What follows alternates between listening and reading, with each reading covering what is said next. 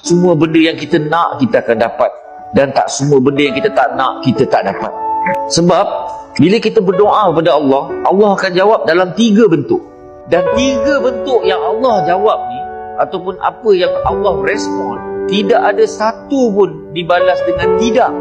Ketiga-tiga, ya.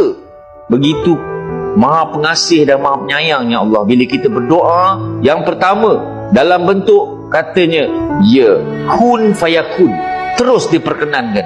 Yang kedua, ya, tapi bukan sekarang. Yang tadi ya, kun fayakun, terus.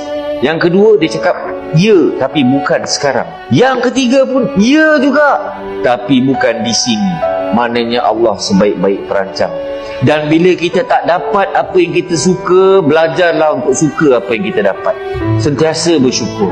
Bersyukur selalu, tak kira bila kita dapat sesuatu yang baik ataupun ujian, musibah, mudarat apa sekalipun, semuanya datang daripada Allah.